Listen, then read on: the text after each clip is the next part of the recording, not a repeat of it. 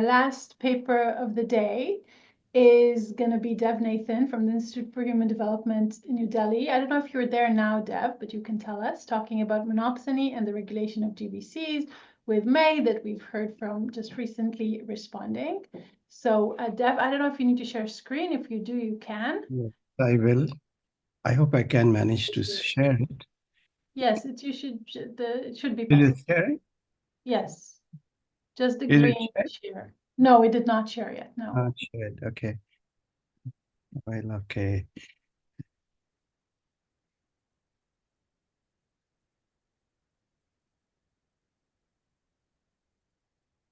Yeah. I think now it's shared. Yes, not in presentation mode, but we see the slide. Yeah, I can put it into. Yes. Okay. Perfect. Yeah, Thank thanks. you. I'm happy to be here. Thanks to Hila and Guy for inviting me to present in this network. Networks are important and they're very critical in the development and of ideas. So I today want to put forward an analysis of the question of monopsony, a rather well, not very much paid attention to in analysis, but it is not a very, in order to understand this, I'll have a quick look at what I think is the structure of global value chains. We usually use the term lead firms, but I prefer the term headquarter firms.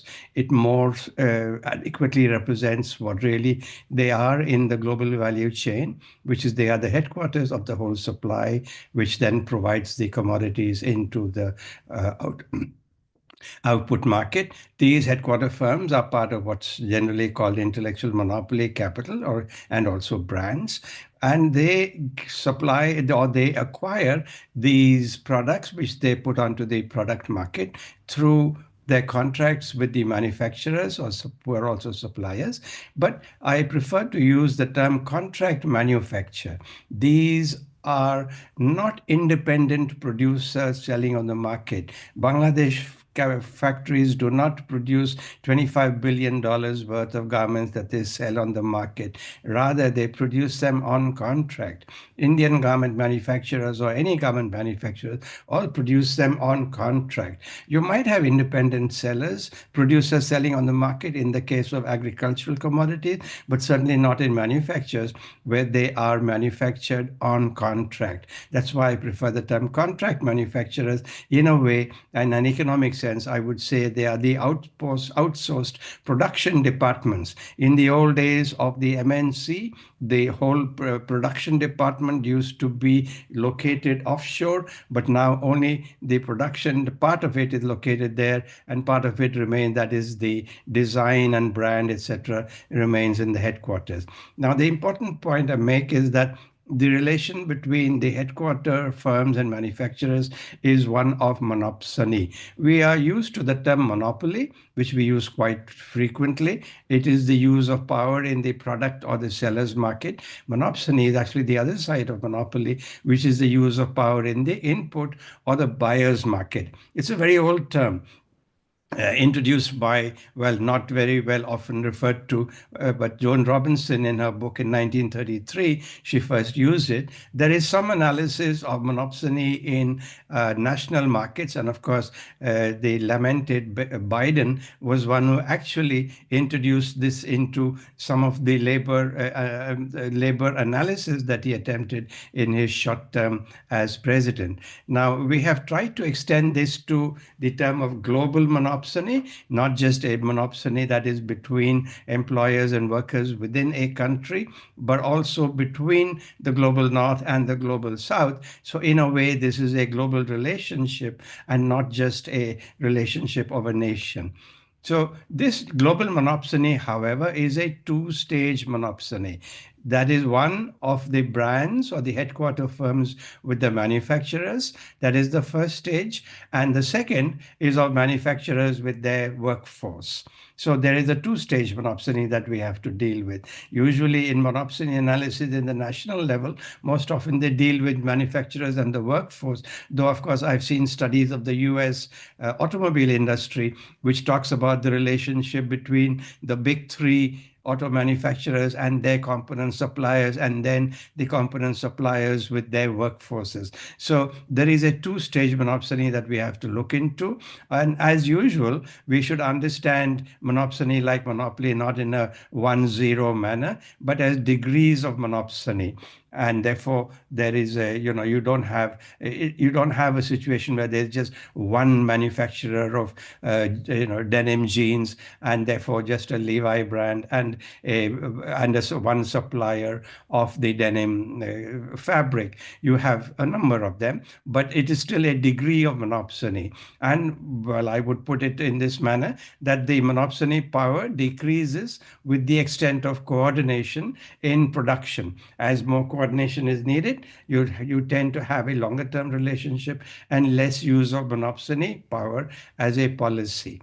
So therefore, what I want to emphasize, that we need to look at this power imbalance in monopsony. Now, power is not something to be just brought in later on or just kept to a side. It is part of the very bargaining relationship between the manufacturers and the brands or the headquarter firms for which they produce their manufactured products. So why do we talk of this monopsony power? First, of course, is the relative sizes of headquarter and manufacturer firms. The headquarter firms are usually many billion, or even nowadays $1 trillion worth firms like Apple, and Samsung hasn't yet reached that level, but Apple certainly has, and the manufacturers are much smaller. Now, more important, however, is that there is an elasticity of demand from the buyer's side. If one supplier or manufacturer does not meet their requirements, they can go to another. There is competition among these suppliers. So on the other side, there's an inelastic supply from the manufacturer's side.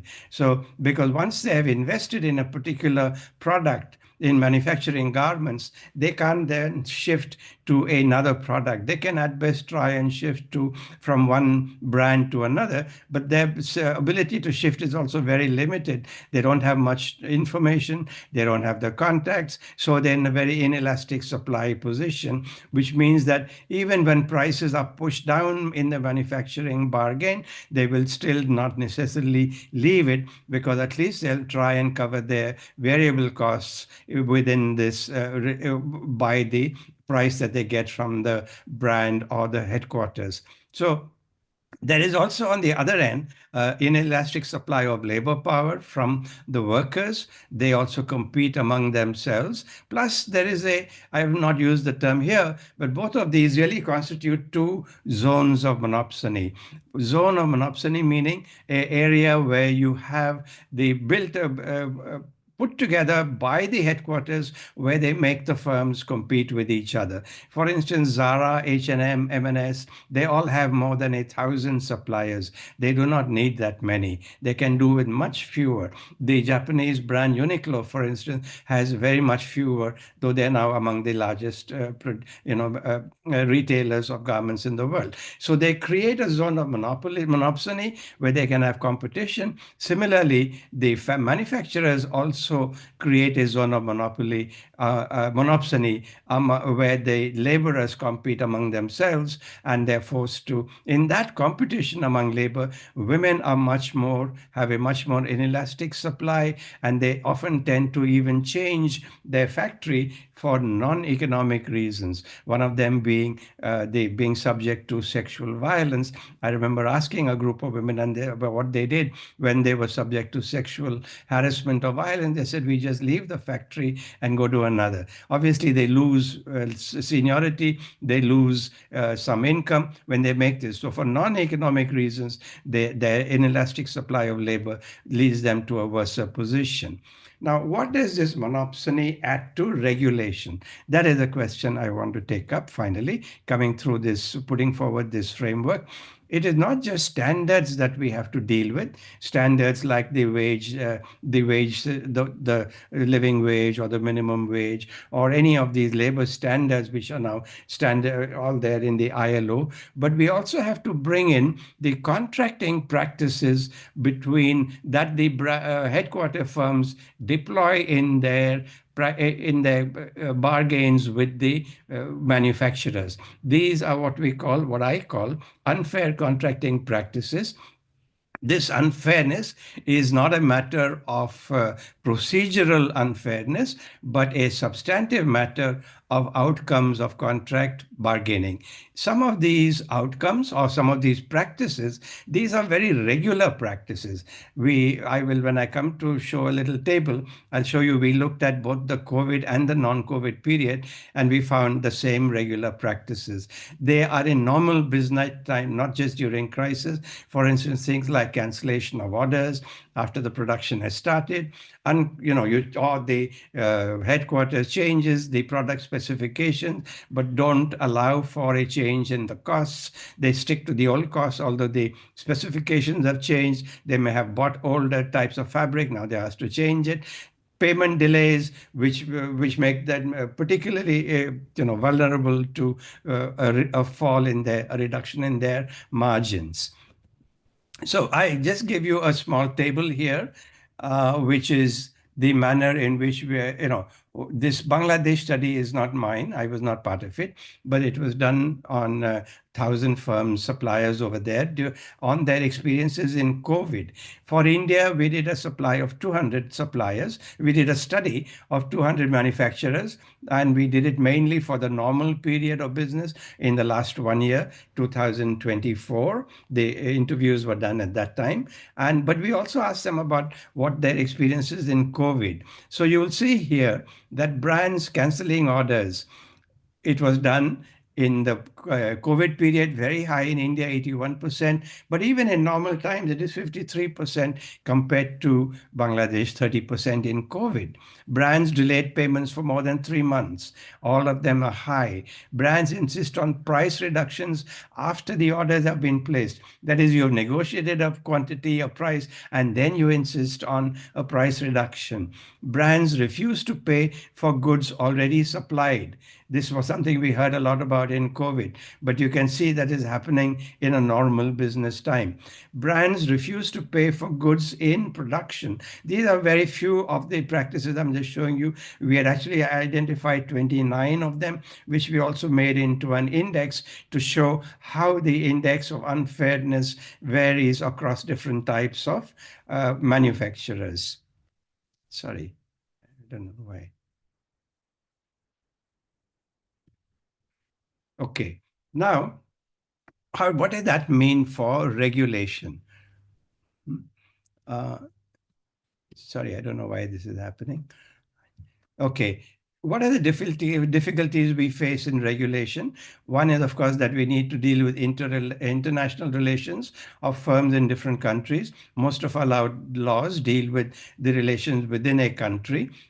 Like, for instance, what has been studied by Jen and others when they studied the New York garment industry, that was all within the country. But now we have relations of the same type between firms situated in different countries. So for this type of regulation, we need two types of measures. First is to set boundary conditions, for instance, living wages, overtime payments, etc., which is normal in any type of regulation system. But second, and this is the new thing that we bring into it, that we need to reduce and eliminate unfair contracting practices, like the type which I just mentioned to you earlier. So international regulation is there for setting boundary conditions, but it is basically of a soft law type. It's really indicative. The ILO conditions don't have the force of a hard law. They're only indicative. There's only one ILO labor condition which does actually have a hard law, which is a hard law, the ILO's Maritime Labor Convention. It sets 3 levels of wages, one for LICs, low-income countries, another for middle-income countries, and a third for high-income countries. What is important about it is that it is enforceable at every port of call. In any port, the ship can be impounded if they find that the wage, it also has environmental conditions, if the wage and environmental conditions are being violated. It now covers 90% of international shipping. There's still some which is left out. But I would really urge, put before this group that what we need to lobby for is for similar ILO convention for global value chains. But that's not enough. We also need to lobby for national action in headquarter countries to eliminate unfair contracting practices, which I just mentioned to you. So the law that we now, there are some regulations about this. The EU has come up with something, particularly with regard to food and the food value chain. But they have divided these unfair practices into two types. One which they call black practices, which are completely to be forbidden, and the other which they call gray, which are, they say, have been the result of an agreement between the brand and the supplier. But I would say that even that is not adequate, because even in the agreement between brand and supplier, power does come into the equation, and the supplier may agree to something that they would not otherwise agree to had they been an equal power relationship. Further, they should be applicable not only to brand employees, but also their agents. Nowadays, many of the brands are setting up agents because they don't want to do the dirty work themselves. And they would rather have a national agent do that. And, and that becomes even worse. But the law does require, the law does say that agents are also are also, I forget the exact term, but they're also liable for the actions. The brands are liable for the actions of agents whom they employ to do their work. So just as the anti-corruption law, until now, Trump, of course, has, I think, has changed this regulation, which makes it applicable for firm actions anywhere in the world. But I think Trump has removed this, saying that, well, US business can't do business in other parts of the world if we continue with this anti-corruption requirement. So we need to build up a legal system which will bring to book the unfair contracting practices and allow for action in the headquarter countries. It is not enough to have the ILO deal with the labor conventions, even if we have an enforceable labor convention. The point is, labor outcomes are related to the unfair contracting practices, the cancellation of contracts, the delays in payment. All of these considerably reduce the margins to the suppliers and manufacturers, and therefore the only area of a little leeway they have is to actually put all of this burden onto the workers. When you have a sudden surge of orders, like you now have with this fast fashion, it immediately means an increase in the overtime, not just overtime, but even an increase in the workloads that are put on the women workers in the garment factories. So the conditions in the manufacturing countries, this is where we need to go beyond that. The methodological nationalism, we then have to show that they are connected to their relations to the north, and that it is necessary to both take action at a international level to have a hard law which will bring some enforceable labor standards, and also national law which will take action or provide for action against monopsony power being used in bargains. Just in the way that you all talk about monopoly power, it is as important to now come up with monopsony power if you want to really take up the issues of the change the labor relations and the labor outcomes in the global south. Thank you. Thank Oh, you. okay. Well, I'm just Deb, I we really this need there. to wrap Okay. up. So Yeah, I'll final just wrap minutes. up. Yeah, we intend to carry forward this study. We did it basically for the garment industry, but we will take it up with other industries also. And we do have a hypothesis that, the frequency of unfair contracting practices decreases, one, with the increase in product complexity and quality, with those who produce components with intellectual property rights, like many automobile component manufacturers have that, or the size of the manufacturer, or the associational power. We saw that in the Bangladesh case. They did much better than the Indian because they're much better organized. finally, yeah, that it also means that there's a lower share to the main buyer or the brand, and they're able to supply to a number of them.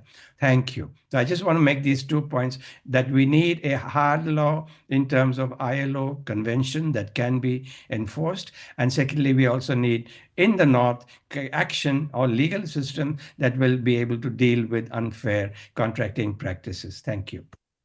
Thank you very much, Dev. I think this is a very good link between some of the papers that dealt today with issues of enforcement and the ones that will come on Friday. Guy, Shelley, and I wrote about that. And also Shelley's part about the ILO convention that Ingrid, that was here earlier, in her worked on. So I think there are going to be lots of connections. And now I move this the right to speak to May. May?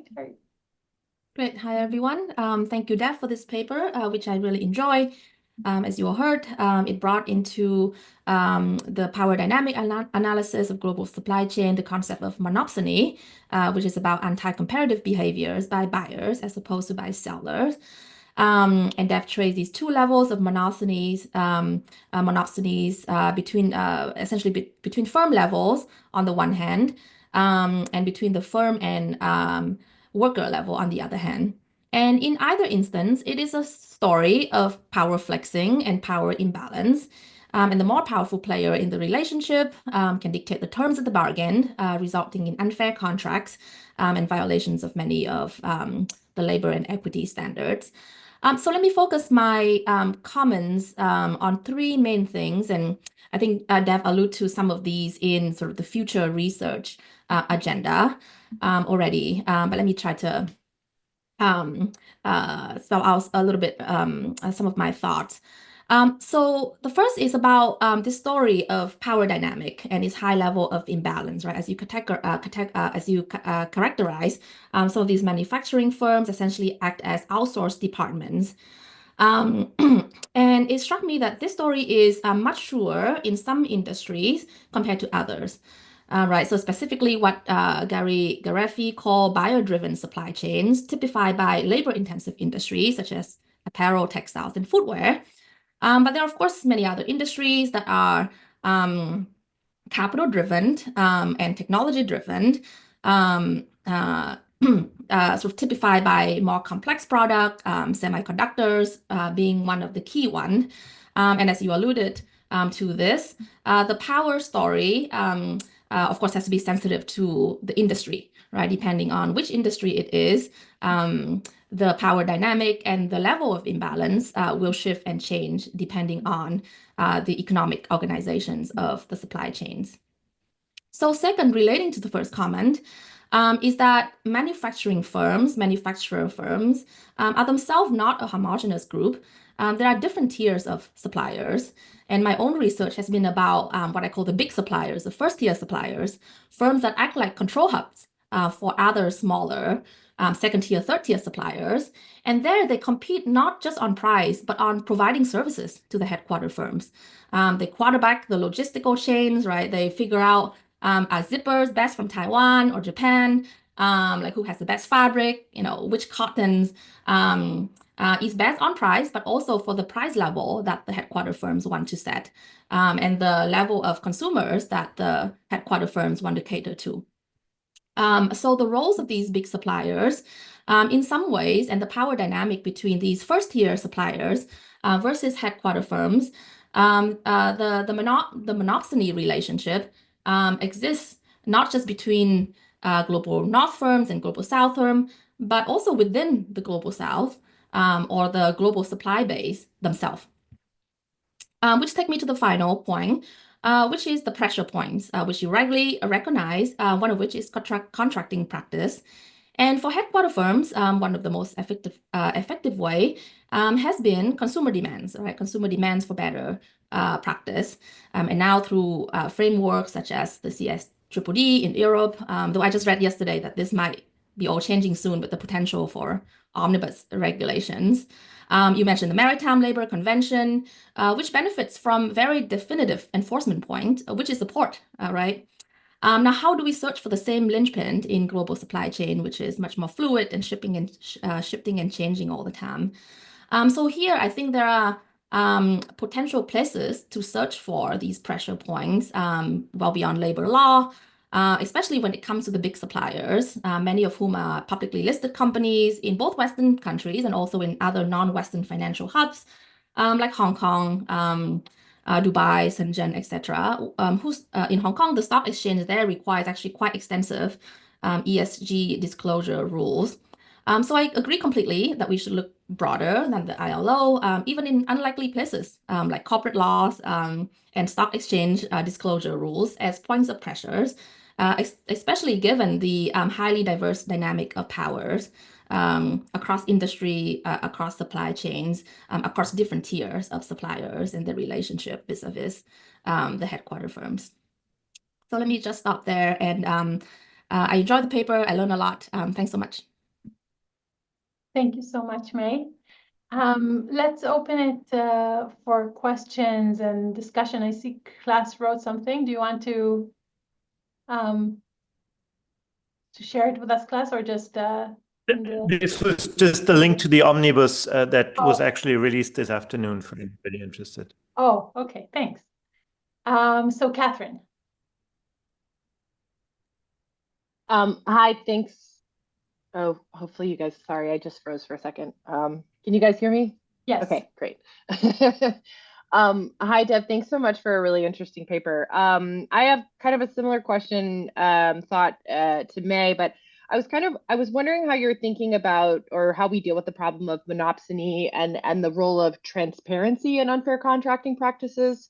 Something that I hear a lot from agricultural suppliers is that buyers are essentially very good at assessing suppliers' position in the market and understanding their negotiating position, but that suppliers, because they lack transparency about pricing structures, that buyers are the kind of internal pricing strategies and conversations that buyers have when they're figuring out their negotiating positions, it's very hard for suppliers to assess those and then to kind of position themselves to negotiate more strongly.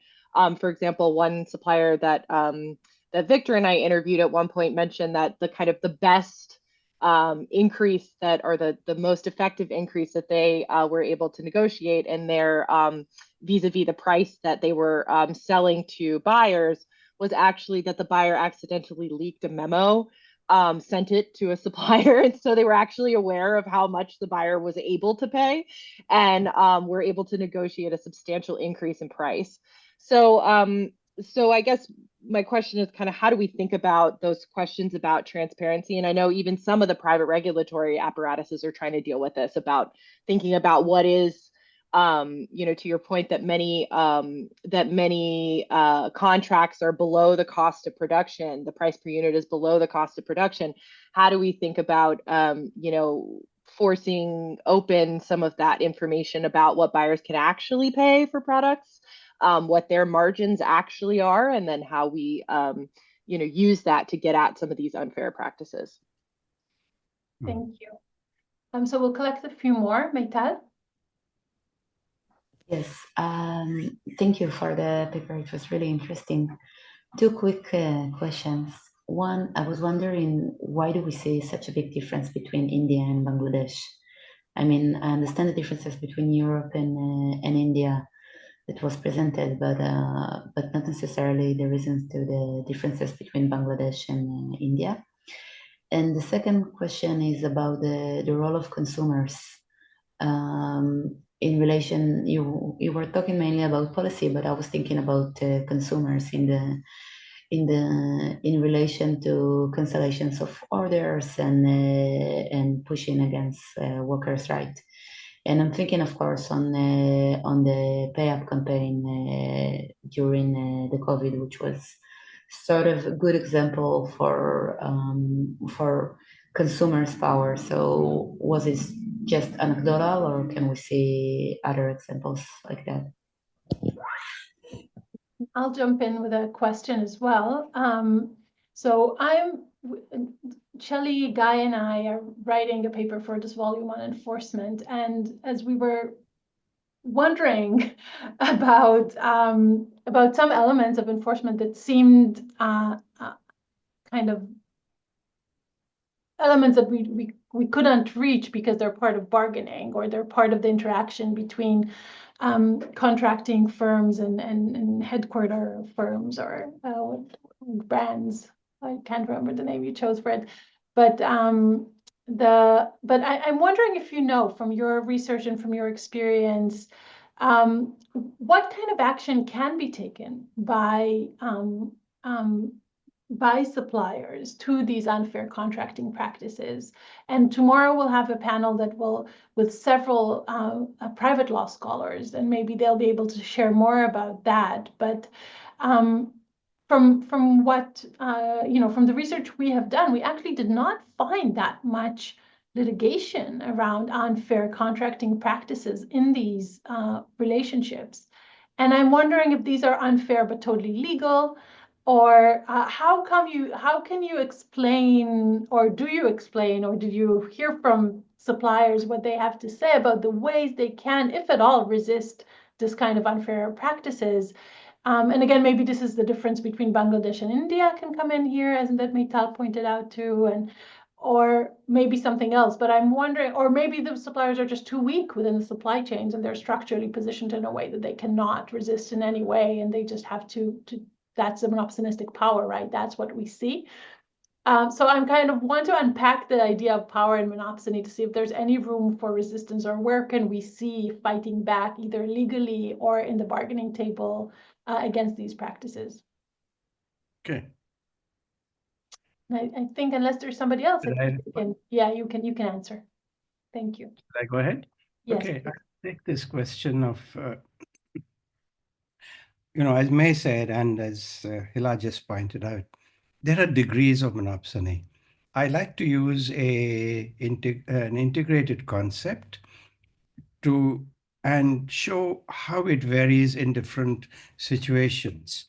Now, my problem with I started with Gary's differentiation between buyer-driven and producer-driven, but these look like two different types of relationships. I don't think that is correct.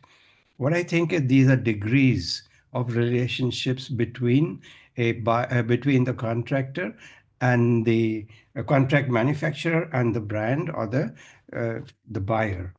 Now, how do I differentiate this? I've not gone into it over here, but I have in other works, and I slightly hinted at it in the summary of what we're going to do.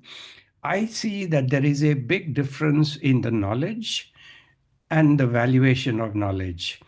Knowledge which is in the commons in an economic sense, like manufacture, is now available to everybody, or growing grapes is not as easy, but a little, but better than something else, But this is generally knowledge in the commons, and it only gets, as we economists would say, competitive profit. But here in the bargaining situation, it may even go down below the competitive profit. But you have a slight gradation going up towards well-protected intellectual property rights, or what we call intellectual monopoly capitalism. I mean, the Apple or the Microsoft and all of these, or NVIDIA now, I mean, it's massive, their intellectual property right component in their overall income, if you look at it in that way.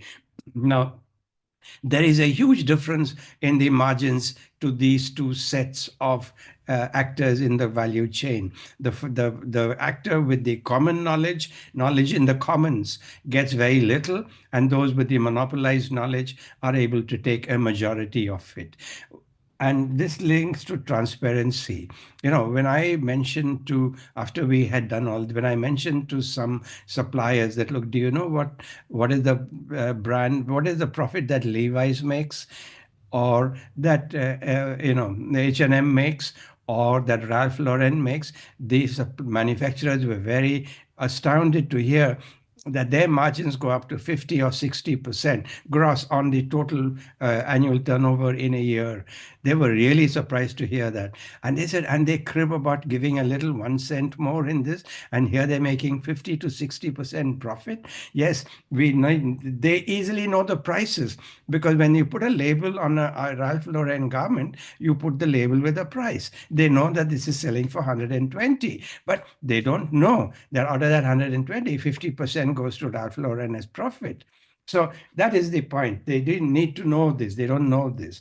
So I would like to put this forward, that what I am putting forward is a theory with one critical factor of knowledge complexity. The more complex the knowledge, going up into well-protected intellectual property rights like Apple, etc., have, then the margins are massive. As you come down the scale, then you get less and less. The margins keep going down. If you're able to build a certain brand value, then you can get a somewhat higher margin. For instance, in the garment industry in India, manufacturers, 10% is a very good margin.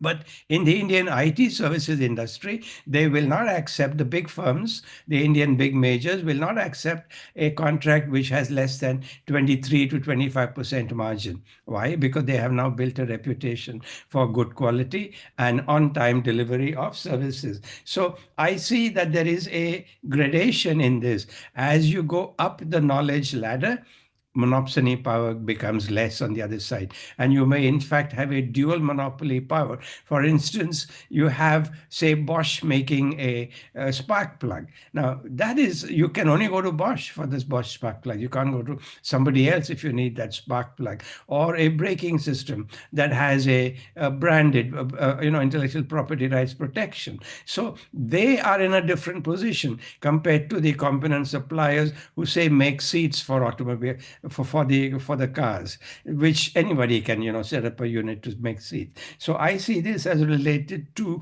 the knowledge levels between the headquarter firms and the knowledge levels at the manufacturers. There will be different levels, as was also pointed out by May. This will keep changing, and that is where you get a kind of going up the value chain, or you remain bottom of it. Now, the point why this, the power of the buyers. I saw a factory. I don't have it here, but it's there on my phone. I sometimes use it when I'm talking to people. There was a board in that factory which said, "Buyer is God." Now, that really is how they think the buyers are. They have to just accept whatever the buyer says. Now, this is so not only with regard to to the international brands. The Indian big retailers are even worse. We have heard the worst stories from them. So the power is what is there in the market. You can't remain a manufacturer today, a garment manufacturer, if you don't supply to the big Indian retail brands. You can't run a mall in India if you don't have stores which are rented by the big Indian retail brands. So that is where the power comes and how the relationship changes. Now, one of the countervailing powers, the main one I pointed out, is with regard to knowledge. Another one is associational power. That is why there is a difference between Bangladesh and India.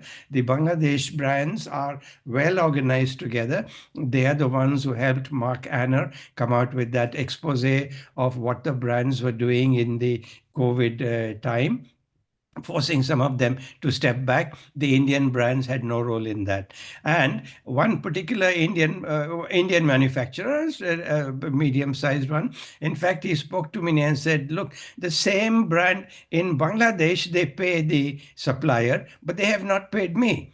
So I said, are you organized? He said, no. So that's why they don't pay you. In Bangladesh, I know that these brands have been told, if you don't pay your dues, we will not allow you to function in the country. You will not be able to give orders to anybody. That's a very unusual type of associational power, which you don't have. Nor do you have it across countries, because, well, Bangladesh competes with Vietnam or India, and all of them compete with each other. So it's not easy to build this associational power. That is why we need some kind of international regulation, and we need action against the power, the brand power utilized by the big buyers. Okay, I think I will stop with that. Thanks for all the comments. They help me to put forward the arguments in a stronger way. In fact, I will link to what Guy had said right in the beginning. Are we going to have bottom-up kind of interventions which will improve labor conditions, or can we have a global law? My concern is, yes, we need a global law, and we need national laws to rein in and to bring to book the unfair practices carried out by the brands. Thank you. You're on mute, Hila. You're on mute. So I Guys, will just we never learn. We never learn. national laws, but without bottom up, that it's to work. So the question is, how do we fit everything together? So we have 2 more days to do that, right? Yes, but we have one more question from Rebecca. Do you want to say the final word, Rebecca? Oh, well, actually, I had just a late question. If there's time, otherwise it's okay. We can take 5 more minutes, I think, Okay. of everybody's time. Thank so. you. So thank you, Professor Nathan Leib. I just had a question related to your final slide, where you point out that high quality products may actually be helpful to strengthen the side of the suppliers.